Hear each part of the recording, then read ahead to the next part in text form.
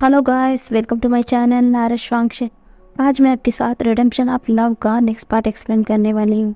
हमने पिछले पार्ट में देखा था कि एंसेस्टर गॉड ने कैसे इस ब्रह्मांड को रचा और जो उसके लिए जो एनर्जी सोर्सेस का उन्होंने इस्तेमाल किया, यिंग और यांग एनर्जी का।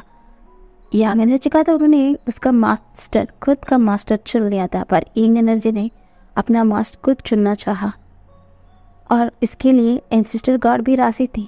सब कुछ सही चल रहा था। और हाँ, यंग एनर्जी का मास्टर और मुंडिडी दोनों ही की थे, और वो कोई और नहीं, वो खुद हंगवन जुन थी।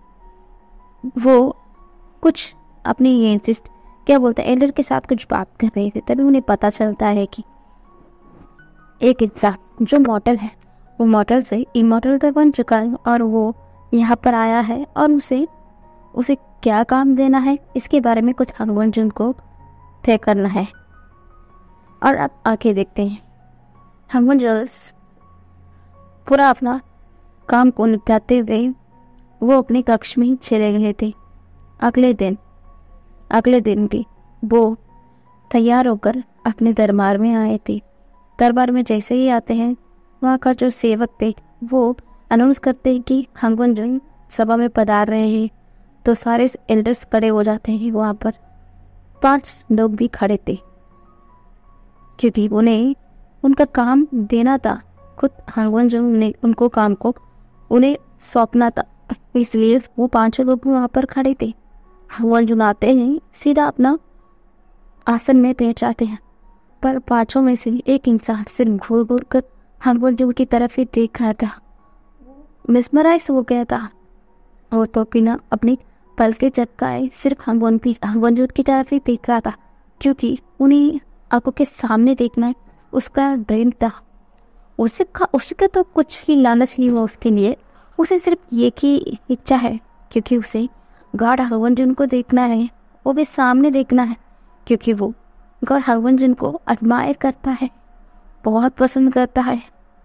इसीलिए तो वो एक साधारण थोड़ा सा कल्टिवेटर था। वो इतना ज़्यादा हंगवन जुन से अट्रैक्ट हो चुका, वो ये बात खुद ही नहीं जानता कि वो इतना ज़्यादा अट्रैक्शन हंगवन जुन की तरफ क्यों फील करता है। लोग उनका वर्शिप करते हैं, उन्हें भगवान की तरफ पूछते हैं, इसलिए बहुत ज़्यादा मूर्ति भी हंगवन जुन का बनाया गया।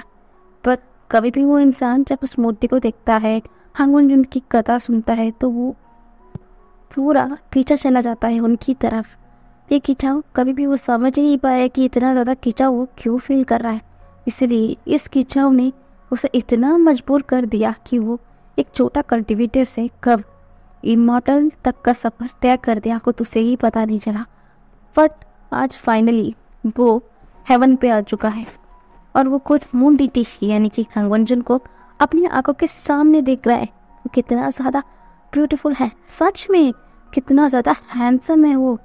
उनकी वो गोल्डन आँखें, उनके लंबी लंबी बाल, उनका ये वाइट कपड़ा, उनका जो चेहरा जिसमें कुछ भी किसी को समझ नहीं आता, इतना कोल्ड और सिफ्ट रहने वाला वो चेहरा, इतना ज़्यादा मासूम, क्या बोलते हैं, प्यारा लग रहे हैं वो इंसान अपनी पलके तक भी हिला नहीं पा रहा था। तभी एक एल्डर उसे बुलाता है, वे ओशियन।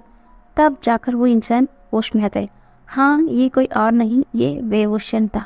जब वे ओशियन का नाम हंगवन जुन सुनते हैं, वो भी देखते हैं। जब वो देखते हैं ना, वो भी हक्का बक्का हो चुके थे, क्योंकि सामने जो इंसान खड़ा है वो सच हो इतना ज़्यादा ब्यूटीफुल है, वो ये डिनाई नहीं कर सकते हैं।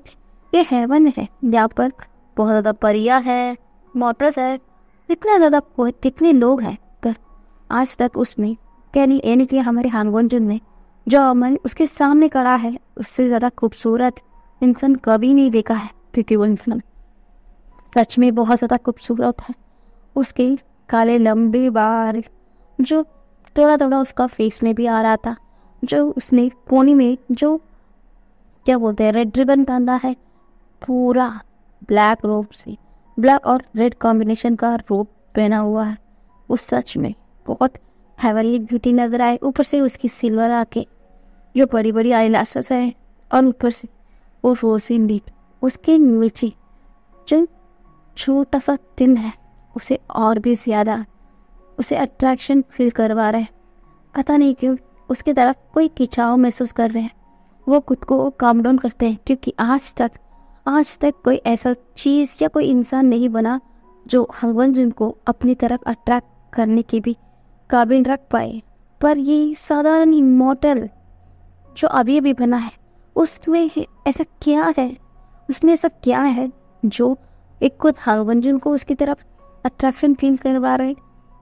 तो वो भी थोड़ी देर बाद अपने होश में आते हैं क्योंकि वो हेवन का गॉड है, वो अपना होश नहीं खो सकते, इसलिए वो अपने आप को शांत कर खड़े होते हैं, यानी कि बैठ जाते हैं।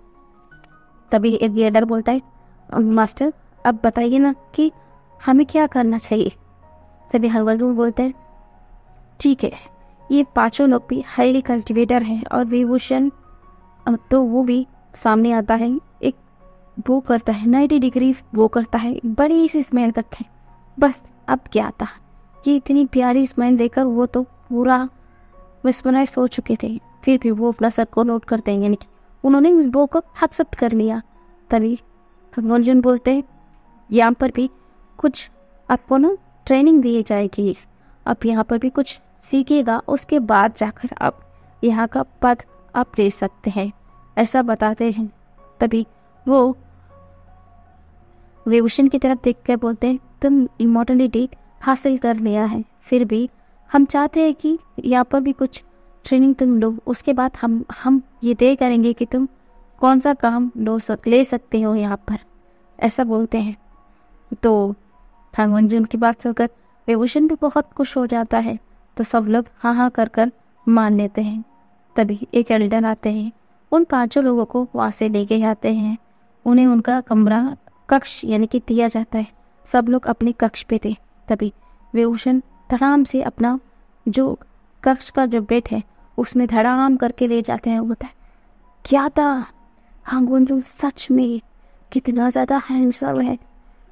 हाँ सच में मेरा दिल इतना ज़ोर ज़ोर से क्यों धड़क रहा है।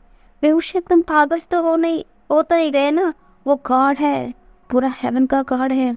मॉडर्न वर्ल्ड में सारे इंसान उनका पूछते हैं, तुम इतना खुश नसीब हो कि तुम आज वे अपनी आंखों के सामने देख पाए हो, इससे ज़्यादा कुछ नहीं।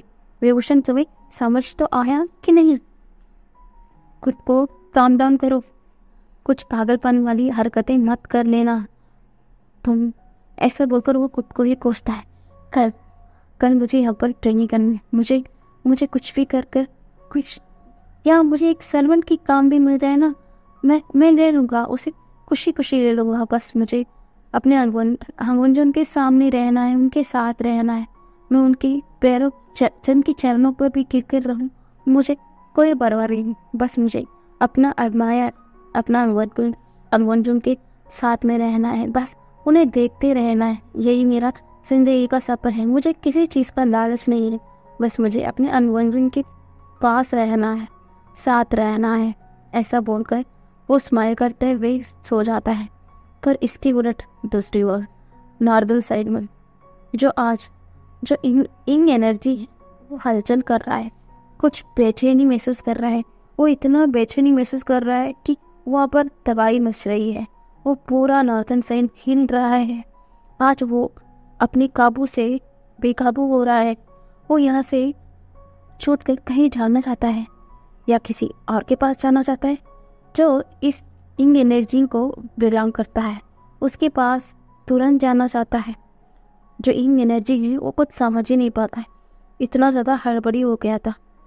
इतना ज़्यादा हलचल की वजह से वहाँ पर स्वयं एंसेस्टर गार्ड वहाँ पर प्रकट हो जाते हैं। वो बोलते हैं, क्या हुआ तुम्हें, तुम इतना ज़्यादा हलचल क्यों मचा रहे हो, तुम्हें पता है ना तुम इतना हलचल करोगी जो मॉर्टल वर्ल्ड में जो ह्यूमन रहते हैं वहाँ पर तबाही भी हो सकती है, नहीं तो हेवन पे भी प्रॉब्लम हो सकता है, तुम ये क्या कर रहे हो। तभी जो इंग एनर्जी है वो पूरा उस हवा में लहरा रहा था, वो पूरा एंसेस्टर गार्ड के इर्द गिर्द चक्कर लगा रहा था, पूरा चक्कर लगा रहा था। तभी वो एकदम से पोलाइटली में बोलता है, हमारे गॉड, मुझे आपकी मदद चाहिए, वो मेरी मदद कीजिएगा, सिर्फ आप ही है जो मेरा मदद कर सकते हैं। हालांकि एंसेस्टर गॉड जानते हैं कि यहाँ पर क्या हो रहा है, क्योंकि वही इस सब का केवल निर्माण किया है। वो अच्छे से जानते हैं कि किसकी ज़िंदगी में क्या हो रहा है और आगे भी क्या होने वाला है। फिर भी वो खुद क्या बोलते हैं, हम बेबस है ना, जो हो रहा है उसे होने देना ही चाहिए, क्योंकि वही नियति है। इसलिए वो कुछ नहीं बोल रहे थे। अभी वो काला दुआ बोलता है, गॉड आप सब कुछ जानते हैं, सब कुछ जानते हैं, आप ये भी जानते हैं कि आज मैं इतना ज़्यादा बेकाबू क्यों हो रहा हूँ। अब बताइए ना, अब बताइए कि क्या हो रहा है, मुझे इतना ज़्यादा बेकाबू मैं क्यों हो रहा हूँ। अब बताइए मुझे इतना ज़्यादा बेकाबू क्यों हो रहा हूँ मैं। ऐसा लग रहा है कि कोई मुझे खींच रहा है उसके करीब, मैं तुरंत उसके अंदर समा जाना चाहता हूँ। बताइए क्या हो रहा है।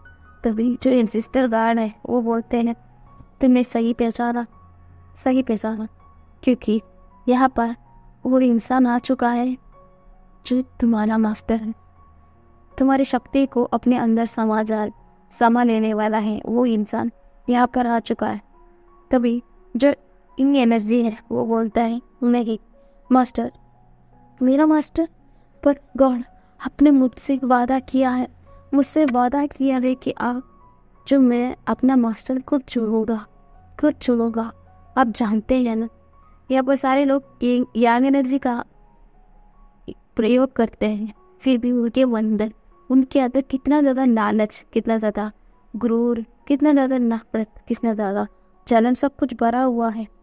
अगर आप जानते हैं मेरा एनर्जी किस तरीके क्या है, अगर इसे अच्छे के लिए यूज़ किया जाए तो अच्छा है, कोई और बुराई के लिए यूज़ करे ये सब कुछ बर्बाद कर देगा। ये जानते हुए भी आप कैसे मेरे वादे से मुकर सकते हैं, कैसे मुकर सकते हैं गॉड आप। तभी एंसेस्टर गॉड बोलते हैं, देखो सब कुछ पहले से ही तय है। हाँ, मैंने तुमसे वादा किया कि तुम खुद अपना मास्टर चुनोगे, इसके बीच में कभी नहीं आऊँगा।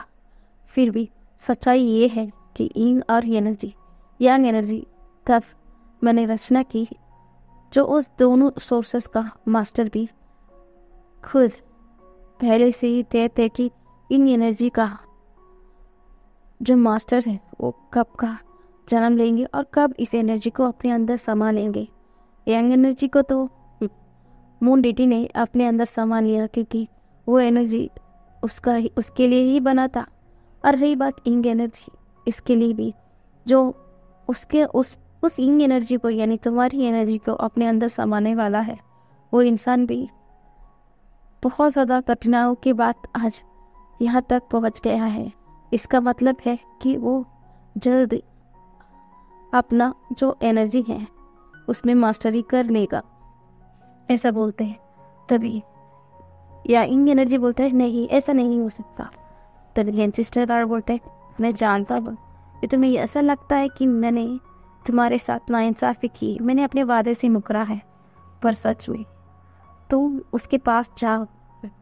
मैं ये तुमसे प्रॉमिस करता हूँ कि तुम खुद उसे अपना मास्टर चुनोगे, क्योंकि तुम जिस तरीके से इंसान को अपना मास्टर बनाना चाहते हो वो इंसान वैसा ही है। तुम्हें ऐसा लगता है कि मैं कोई झूठ बोलता हूँ तो तुम्हें गलत लगता है। तुम जानते हो कि तुम्हारे एंसेस्टर का कभी भी ऐसा वैसा बात कभी नहीं किया है। मैं तुम्हें पूरा छूट देता हूँ, तुम जा सकते हो, तुम जाओ, उसे देखो, उसके बारे में जानो, तब जाकर तुम उसके अंदर अपने आप को संभालो, क्योंकि ये सच है यार, ये कोई भी बदल नहीं सकता है, क्योंकि वो तुम्हारा मास्टर है, तुम्हारा मास्टर। और तुम जाओ उसके बारे में जानो। तभी एनर्जी बोलता है, गॉड कोई भी नहीं जानता है, कोई भी नहीं, यहाँ का मून डिटी भी नहीं जानता है कि इन एनर्जी किस तरीके का सोर्सेस है, उसमें से क्या एनर्जी निकलती है उससे क्या किया जाता है उन्हें तो उसके बारे में तो पता ही नहीं है। पर कुछ अलग एनर्जी हेवन पे घुस जाए तो वो डीडी को पता नहीं चलेगा। कुछ अलग सोर्सेस हेवन में आ गया है। तभी हमारा जो गॉड है वो बोलते हैं, एसिस्टर गॉड है बोलते हैं, देखो देखो तो तुम्हारी सोर्सेस को सबको पता चलना ही चाहिए, नहीं तो कुछ अनर्थ हो जाएगा। कोई लोग गलत फहमी मान लेंगे कि ये कोई नेगेटिविटी है। तभी ई एनर्जी बोलता है, सच्चाई तो अब भी जानते हैं ना कि क्या सच है क्या नहीं। मैं एक परीक्षा लेना चाहता हूँ गॉड, इसलिए मैं ये सब कुछ कर रहा हूँ, तो आप कुछ कीजिए, ऐसा बोलता है। तभी जो एंसिस्टर गार्ड है वो कुछ क्या बोलते हैं एनर्जी को उस इंग एनर्जी के अंदर दे देते हैं और बोलते हैं ठीक है तुम जा सकते हो, तुम जाकर उसे देखो, उसके बारे में तुम ये तय करोगे कि तुम अपना सोर्सेस पूरा सोर्सेस उसके अंदर कब दोगे। ऐसा बोलकर वहाँ से एंसिस्टर गार्ड एकदम गायब हो जाता है। उसके बाद जो इंग एनर्जी है वो पूरी तरीके से बेकाबू हो चुकी थी।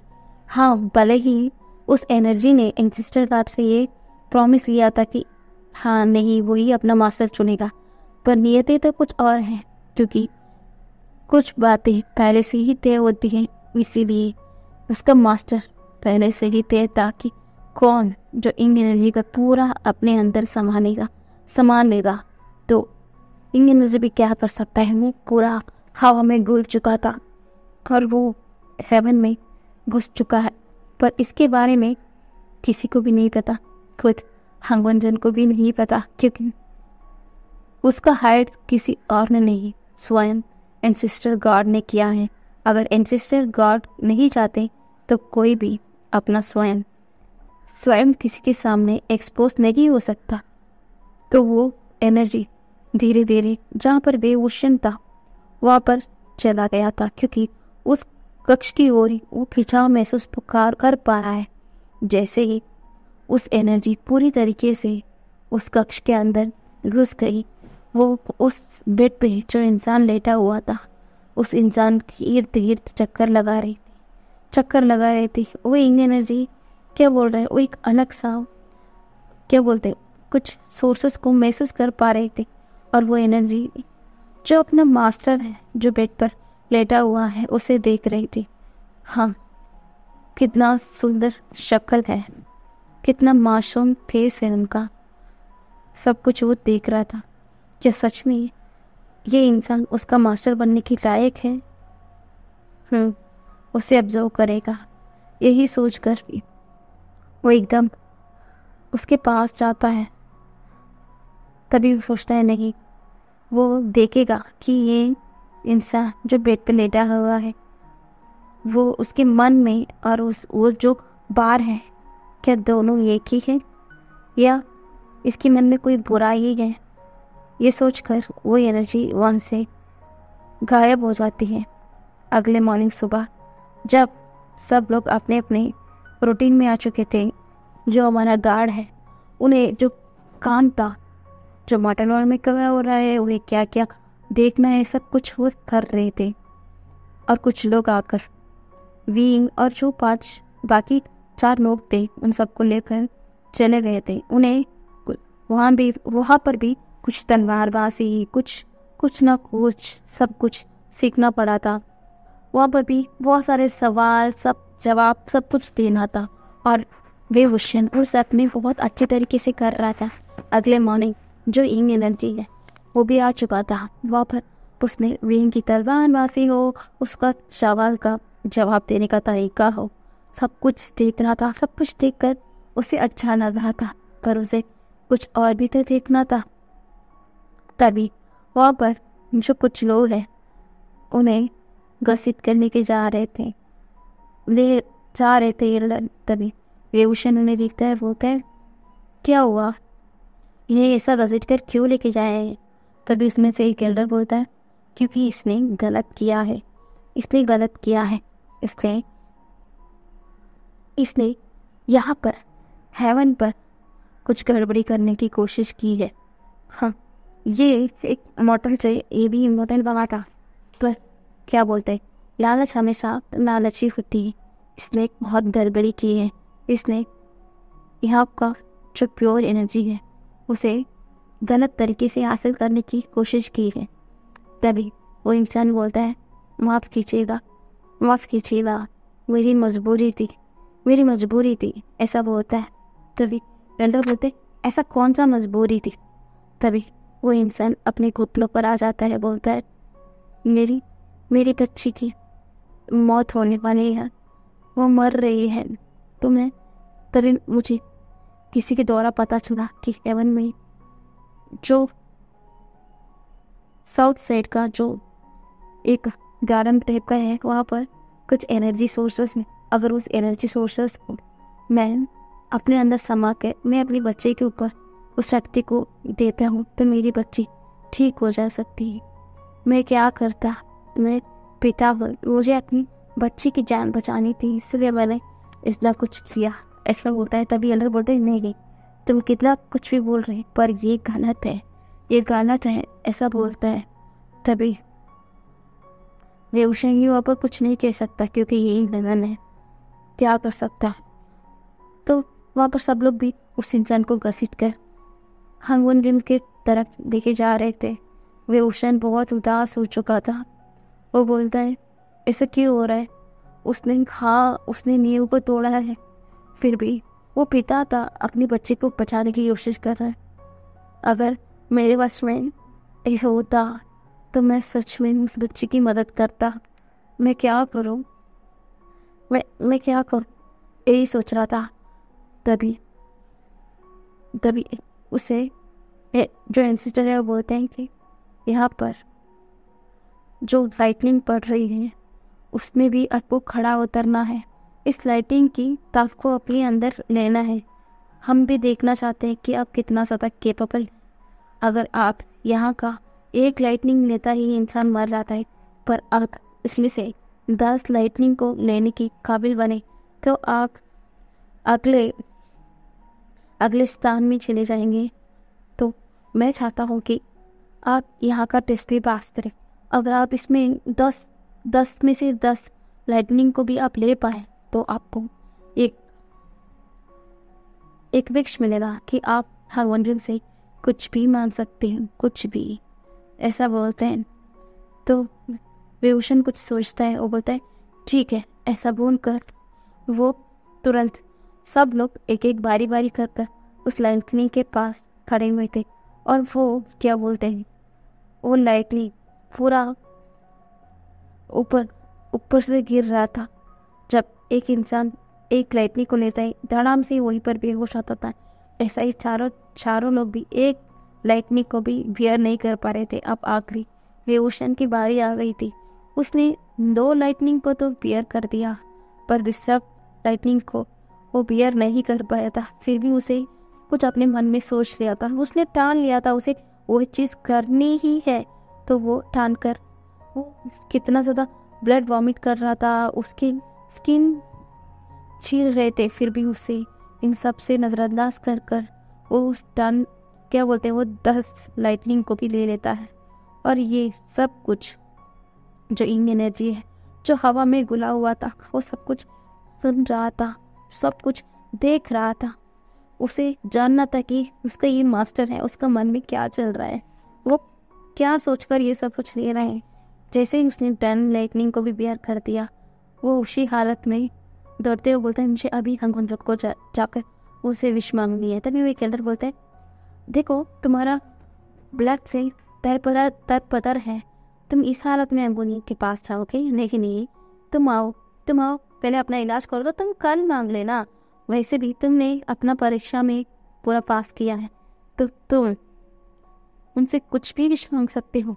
तभी विभूषण बोलता है नहीं, आपने जो कहा मैंने कर दिया, अब मेरी बारी है, आपको मेरा विश पूरा करनी ही होगी। चलिए वो एल्डर भी ना चाहते हुए वो होस्ट यानी कि विभूषण को जो वहाँ पर अभी उस इंसान को लेके गया है ना, वो अब उनके साथ जाते हैं हंगवन के पास। जब उस इंसान यानी कि अभी जो इमॉर्टल बना, जो उसने जो सोर्सेस को चुराने की कोशिश की, उसके बारे में मुद्दे चल रहे थे। हंगवंजन कुछ नहीं बोल रही थे।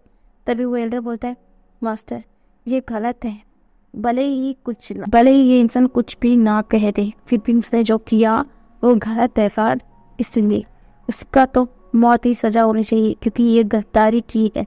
गद्दारी तो हेवन में नहीं रह सकते, उसे उसकी इमोर्टलिटी से हटाइए और उसे मौत का सजा दिए। तभी वो इंसान बोलता है, हाँ, वो एकदम घुटने पर बैठ जाता है, बोलता है, हंगवंजन मैं मानता हूँ कि मैंने गलत किया, मैं सच कह रहा हूँ हंगवंजन, मैंने गॉड यानी कि मास्टर, मैंने अपनी सही तरीके से मैंने कुछ भी चीटिंग नहीं किया, मैंने पूरी ईमानदारी से इमोर्टलिटी हासिल की है। पर मैं क्या करूं, जब मेरे बच्चे की बारी आई तो मेरे मन में लाना आ गया, क्योंकि मैं पिता था, मैं अपने बच्चे को अपने आंखों के सामने मरते हुए कैसे देख सकता। मेरा इमोर्टलिटी क्या फायदा जो मैं अपनी आंखों के सामने अपने बच्चे को मरते हुए देखा। इसलिए मैंने किया, और मैंने जो किया उसके मुझे कोई अफसोस नहीं है। रही बात इन्होंने जो कहा मृत्यु की दंड, तो मुझे मंजूर है। जो मेरी बेटी वहाँ पर नहीं है तो वहाँ पर मैं जीकर भी क्या करूँगा, आप मुझे जो भी सजा देगी मुझे मंजूर है। ऐसा बोलकर वो अपना सर को झुका देते हैं। तभी लोग बोलते हैं, हम देखा मास्टर, इसने अपनी गलती स्वीकार कर ली है और आपको मौत की दंड से देना ही पड़ेगा, ऐसा बोलते हैं। सब लोग वहाँ पर हाँ में कह रहे थे, पर कुछ लोग को बुरा लग रहा था, क्योंकि वो लोग हाँ ये नियमों के खिलाफ है, फिर भी जो इंसान ने किया है वो क्या बोलते हैं, दिल से सोचा जाए तो उसने जो किया वो सही था। फिर भी ये हेवन यहाँ पर नियम ही चलता है, उस नियम के अनुसार ही सबको रहना पड़ता है। तो सर्वोच्च को भी लगता है कि हाँ वो इंसान जो किया उसने सही किया, पर वो यहाँ का मंजूर है, मुमटिटी है, और वो कोई गलत फैसला नहीं कर सकता है। तभी पीछे से एक एल्डर आते हैं, बोलते हैं, क्या मैं गलत टाइम पे आ गया। तभी हंगवंजन देखता है कि सामने एक एल्डर आ रहा है और उसके पास जो वेवोशन है वो आ रहा है और उसका पूरा शरीर शेक खून निकल रहा है, उसका स्किन ना छीले हुए है, ऐसा क्या हुआ है। वो एकदम शॉकिंग ही देख रहे थे। तभी जो एल्डर है वो बोलते हैं, गॉड हमने आज लाइटनिंग की प्रैक्टिस किया है, सबको ये टेस्ट भी करना था कि कितना बेयर कर सकते हैं। सब लोग एक में ही बेहोश हो चुके हैं, पर वेवोशन ने पूरा 10 लाइटनिंग को भी बेयर कर दिया है। जैसा कि आपको पता ही नहीं है, अगर कोई भी 10 लाइटनिंग को बेयर करता है, उसका एक विश को तो पूरा करना पड़ेगा, क्योंकि आज तक कोई भी 3-4 लाइटनिंग को भी बेयर नहीं कर सकता, पर इसने पूरा 10 लाइटनिंग को बेयर किया है। मैंने सोचा कि मैं कल आपके पास लेकर आऊँगा, उसे विश को पूरा करवाऊँगा, पर इसने मुझे जिद की और मैं मजबूर हूँ, क्योंकि नियम यही है ना कि अगर कोई ये करता है तो मुझे उसका विश पूरा करना होगा, तो मुझे आपके पास लेके आना होगा, इसलिए मैं लेकर आ गया। तभी हंगवंजन बोलते हैं, बताओ तुम क्या चाहते हो। तभी विभूषण नाम सिर्फ उस इंसान की तरफ ही देख रहा था जो इंसान घुटनों पर बैठा हुआ था और अपना सर को झुका हुआ है। तभी हंगवंजन के पास विभूषण घुटनों पर बैठ जाता है, बोलता है, गार्ड मैं जानता हूँ कि यहाँ का नियम और पर कुछ बातें दिन से भी तो सोचा जाया चाहता है ना। मैं आपकी फैसले के खिलाफ कभी भी नहीं जा सकता, पर मेरा एक विश है। तभी हंगवंजन को बोलते हैं, बता क्या विश है तुम्हारा। तभी वो इंसान बोलता है, मैं चाहती हूँ सामने जो इंसान खड़ा है, जो बेटा है अपने घुटनों पर, आप उसे माफ़ कर दीजिए और आप उस सोर्सेस को यानी कि उस पावर को भी उस इंसान को दे दीजिए, ताकि वो इंसान जाकर अपने बच्चे को बचा सके। तो सब लोग ना शॉपिंग भी देखते हैं, बोलते ये क्या बकवास कर रहे हो तुम, हाँ तुम ये क्या बकवास कर रहे हो, तुम ये क्या बोल रहे हो, तुम्हें समझ में भी आ रहा है, तुम उस इंसान की मदद कैसे कर सकते हो जो यहाँ पे दगाबाजी किया है, हम यहाँ का नियमों को उल्लंघन किया है, धोखा दिया है हमें। तभी विभूषण बोलता है, मुझे माफ़ कीजिएगा एल्डर, सब लोग मुझे माफ़ कीजिएगा। क्या आप आज तक इसने कोई भी गलती किया है? ऐसा बोलते हैं। तो एल्डर्स लोग कुछ भी नहीं बोलते क्योंकि वो इंसान आज तक कोई ऐसा एक भी गलती नहीं किया। तभी वे इंसान स्माइल करते हुए बोलता है क्योंकि आज उसने किया उसका वजह क्या है, अपनी जानने की कोशिश की, क्योंकि वो अपनी बेटी के लिए किया है। हम इमोर्टल बन चुके हैं, पर उसका क्या फ़ायदा जो हमारे बच्चे को हम बता ही नहीं पाए, तो उसका उस पावर का ही क्या फ़ायदा। इसलिए उसने ये किया। अगर आप लोगों से वो पूछता क्या आप देते, नहीं ना, इसलिए उसने ये गलती किया है। तभी एक गलत बोलते हैं फिर भी उसने गलत किया है। तभी विभूषण बोलते हैं हाँ गुंजन, आपको आज मेरा एक विश पूरा करना होगा, है ना। तो मैं चाहता हूँ आप कि इसे छोड़ दे और उस पावर को इसके हाथ में दे दे और वो जाकर अपनी बच्ची को बचा ले। ऐसा बोलते हैं। तो हांगवंचन, क्योंकि हांगवंचन भी नहीं चाहते थे कि वो इंसान को क्या बोलते हैं इतनी बड़ी सजा दे, और वो भी जानते हैं कि उस बच्ची की इसमें कोई भी गलती नहीं, वो तो फादर थे इसलिए इसने किया। पर वो क्या कर सकते हैं, वो मोंडिटी हैं, वो नियमों से बंधे हुए, उन्हें ऐसा सख्त फैसला लेना ही था, उनके पास कुछ ऑप्शन नहीं था। इसीलिए वो अपने नियमों से बंधे हुए थे। पर सच में विभूषण ने आज उनके कश्मकश को तोड़ दिया। तो हांगवंचन बोलते हैं ठीक है, ये तुम्हारा विश है तो मैं तुम्हारी इस विश को पूरा करता हूँ। ऐसा बोलते हैं और उस इंसान को छोड़ दिया जाता है और उस पावर को उसके हाथ में दिया जाता है। ऐसा बोलते हैं। तभी वो इंसान एकदम दौड़ कर आता है और विभूषण को हक कर लेता है। हक करते हुए रोता है और उसके पैरों पे एकदम धड़ाम से गिर जाता है। बोलता है आपको पता है मैं बहुत शिद्दत से इमोर्टल बना था, मुझे यहाँ पर आना था, रहना था, पर आज मैं रिग्रेट करता हूँ कि मैं यहाँ पर क्यों आया, मैं इमोर्टल क्यों बना। मेरे इमोर्टलिटी की क्या फ़ायदा है जो मैं अपने ही खुद की बच्ची की जान नहीं बचा पाया। तो मैं सच में पता नहीं मैं अपने आप को ज़िंदगी में माफ़ नहीं कर पाऊँगा। पर आज आपकी वजह से मैंने आज अपने बच्चे को बचा पाया हूँ। शुक्रिया मेरी मदद करने के लिए, मैं इसका एहसान कभी नहीं भूलूंगा। आज ऐसा बोलकर वो पलटता है। तभी वो बोलता है हांगवंचन, मैं अपनी सजा को पूरा करता हूँ। मैं आज के बाद इस हेवन में अपना कदम भी नहीं रखूँगा और मैं आज के बाद मॉडर्न वर्ल्ड में रहूँगा। उनके जो गरीब लोग हैं, कुछ मुश्किल में भटकते हैं, मैं उनका ही मदद करूँगा। लोग कहते हैं कि हेवन में आना सौभाग्य की बात है, पर आज मुझे समझ में आया कि लोगों की मदद करना ही सबसे बड़ी बात है। मैं हेवन पे अब ज़िंदगी में कभी नहीं आना चाहता। ऐसा बोलकर वो वहाँ से चला गया था। सारे एल्डर्स ना कुछ समझ नहीं पा रहे थे, पर ये बात हांगवंचन को अच्छा ही नहीं लगा। उन्हें कुछ बात छुपी, पर ये सब कुछ जो इंग एनर्जी भी देख रहा था उससे बहुत अच्छा लगा था विभूषण का ये फैसला। तभी बाकी की एल्डर्स थे जो उसके साथ जो 4 इंसान है, वो बोलते हैं कि तो तुम बेवकूफ़ हो क्या, तुम सच में बेवकूफ़। तुम हांगवंचन से अपना पावर मांग सकते थे, कुछ शक्ति मांग सकते थे, मांगा तो मांगा क्या, उस इंसान की जान बचाने की भीख और उस बच्ची की जिसके बारे में तुम जानते ही नहीं हो। ऐसा बोलकर सब लोग उसका मजाक उड़ा रहे थे, उसे ताने दे रहे थे।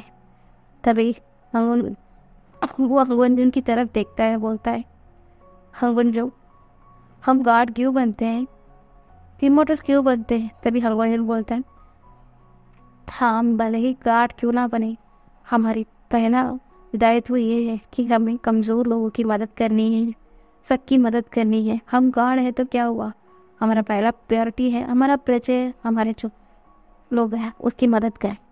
तभी बेहोशा सबकी तरफ देखता है, बोलता है तो मैंने क्या गलत कर दिया, मैं इमॉर्टल बनाऊँ, मैं इसलिए इमॉर्टल बनाऊँ कि मैं सबकी मदद कर पाऊँ, और मैं वही नहीं कर पाया तो मैं ये क्यों इमॉर्टल हूँ, क्या स्वभाव करने के लिए। ऐसा बोलकर वो वहाँ से चला गया था। सब लोग एकदम खामोश हो गए थे, उनके मुंह से कुछ आवाज़ ही नहीं आ रहा था। तो इंग एनर्जी वहाँ पर एक पल भी रह ही पाया। वो एकदम तुरंत वे ओशन के पीछे पीछे चला गया था। वे ओशन अपने कमरे में चला जाता है, पर अब तक वो जितना होल्ड किया था अब से नहीं हो पा रहा था, इसलिए वो धड़ाम से नीचे गिर जाता है।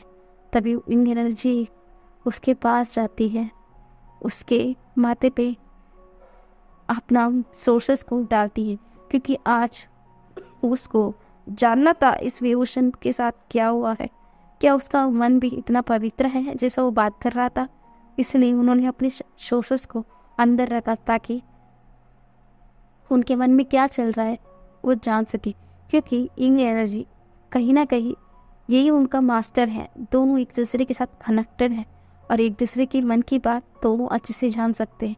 इसलिए उसने अपने सोर्सेस को अंदर किया, पर जैसा ही उसने जो कुछ भी देखा सुना, इंग एनर्जी पूरी तरीके से वहीं पर फ्रीज हो चुका था। वो एनर्जी हवा में अनकंट्रोल हो रहा था। ऐसा क्या सुना, ऐसा क्या देख लिया उसने कि इस तरीके से रिएक्ट कर रहे हैं। आज के लिए इतना ही, कल देखेंगे।